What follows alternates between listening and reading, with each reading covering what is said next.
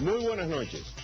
Sin exagerar, afirmamos categóricamente que este es uno de los programas más importantes en la historia de A Mano Limpia. ¿Por qué lo decimos?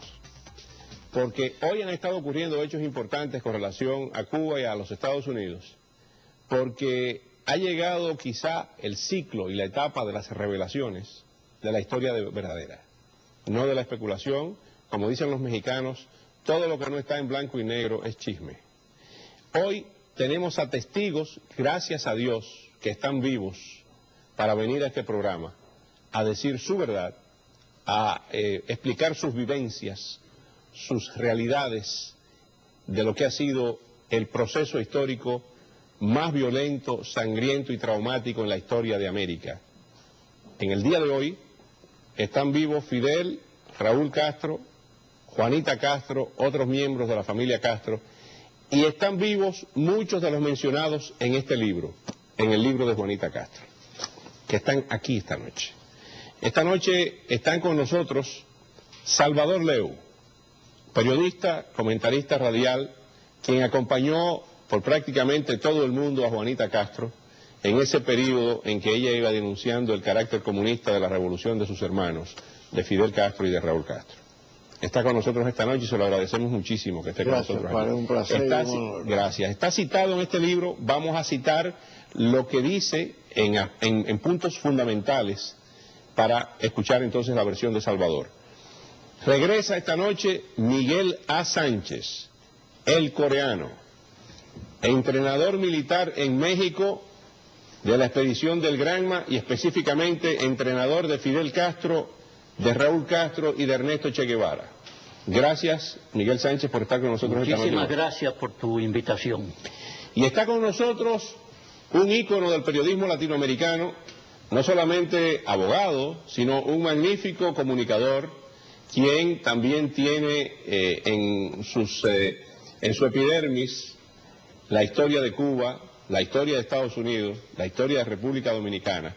Es el doctor Eduardo Palmer, que más que documentalista es un gran cineasta, pero además de eso un gran comunicador, como hemos señalado. Eduardo Palmer, el 1 de enero, era el hombre que filmaba lo que estaba ocurriendo en su país de origen. Muchas gracias por acompañarnos. Muchas gracias, Oscar, por la invitación.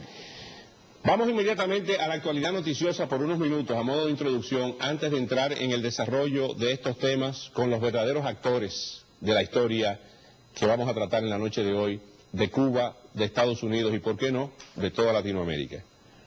Hoy, en la Asamblea General de la Organización de las Naciones Unidas se votó en contra del embargo contra Cuba por una abrumadora mayoría. Pero algo resaltante, además de eso, que es una votación, según muchos analistas, no vinculante, o sea, no obliga a nada, es de rechazo al embargo, pero no obliga a Estados Unidos a que levante el embargo. Hay unas declaraciones del nuevo canciller cubano Bruno Rodríguez Parrilla, el hombre que sustituyó al canciller Felipe Pérez Roque, bastante duras contra Estados Unidos y contra el presidente Obama. Aparentemente, la luna de miel, si la hubo, o por lo menos la retórica cuidadosa por parte de Cuba hacia Barack Obama, parece que ha finalizado. Vamos a ver. Los representantes de Estados Unidos mienten cuando afirman que el bloqueo es un asunto bilateral. La aplicación extraterritorial de las leyes del bloqueo, como la Helms-Burton y la Torricelli, contra los estados aquí representados, es una grave violación del derecho internacional, de la Carta de las Naciones Unidas, de la libertad de comercio y navegación. En el último periodo se han aplicado medidas del bloqueo al menos contra 56 países. Corresponde pues a la Asamblea General ocuparse de este asunto.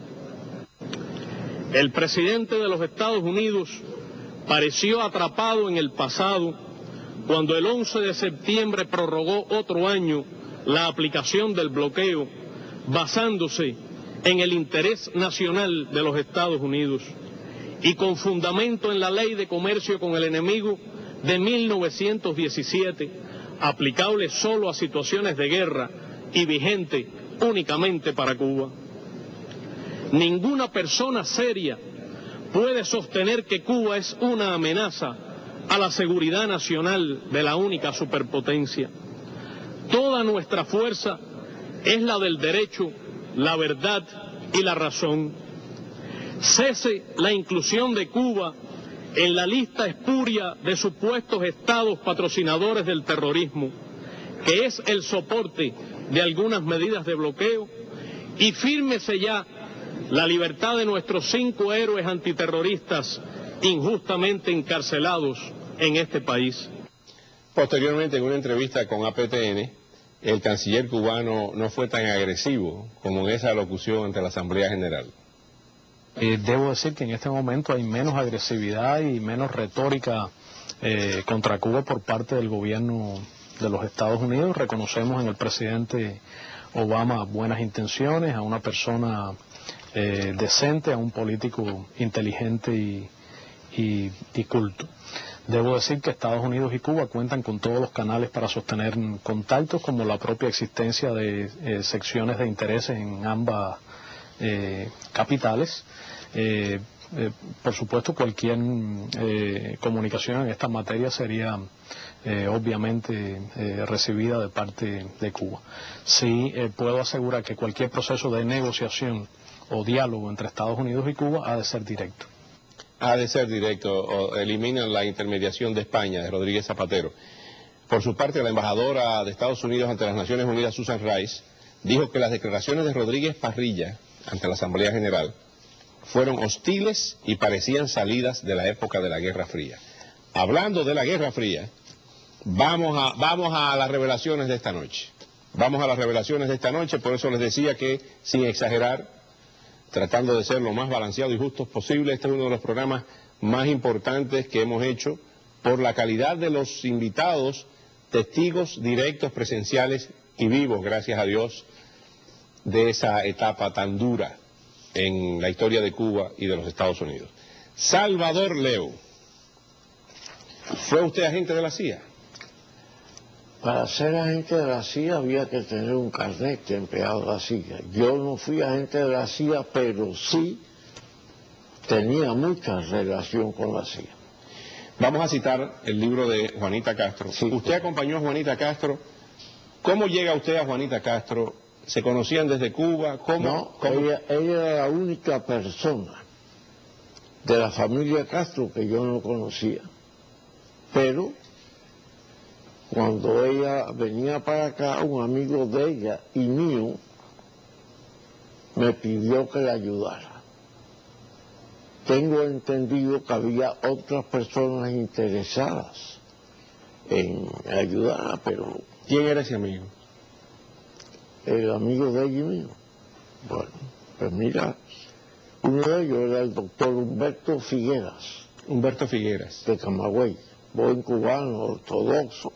Era muy amigo de Juanita, ella lo ayudó en Cuba, parece, y era muy amigo mío. Lamento que creo que Humberto murió porque no he sabido de él mucho últimamente. Y le pidió que la ayudara aquí en Estados Unidos, cuando ella vino. Sí. Salvador Leu, le voy a citar del libro de Juanita Castro, la página 394, 395 y subsiguientes, que dice lo siguiente. Me van a excusar los televidentes de que la lectura tiene casi 2 páginas, pero creo que por la importancia histórica, para no sacarla de contexto, estas revelaciones de Juanita Castro, es importante citarlas. Dice, muy puntuales, llegaron a mi casa Salvador Leu y 2 norteamericanos de la CIA. Se presentaron únicamente como el agente A y el agente B. Con semejantes nombres sobraba presentarme. Pasaron y nos sentamos en la sala de mi casa. Salvador lucía normal. Y los agentes de la misma forma, es decir, todo el mundo tranquilo, ya que era la calma que antecede a la tempestad. Luego de una breve conversación sobre temas sin importancia, fui yo la que preguntó a qué se debía esa visita tan rodeada de misterio. El agente A, que me lució ser el jefe de ese comando, comenzó a hablar en perfecto español. En realidad no tenemos muy buenas noticias para ustedes, en especial para usted, se refería a Juanita Castro. En los próximos días va a haber nuevos cambios en la política exterior de los Estados Unidos en relación con Cuba. He sido enviado por mis superiores en Washington, D.C., para darle a conocer los planes futuros de la nueva administración del presidente Richard Nixon respecto a Cuba. Yo comencé a ponerme a la defensiva intentando descubrir a qué se refería aquel hombre. Ya la época de la confrontación con el gobierno que preside su hermano, siguió explicando, está por cambiar. Sin más lo interrumpí. Un momento. Usted ya no está hablando de un régimen comunista, sino de un gobierno presidido por mi hermano. ¿Entendí bien?, le dijo Juanita Castro. Comprendo su preocupación, Juanita, dijo la agente A.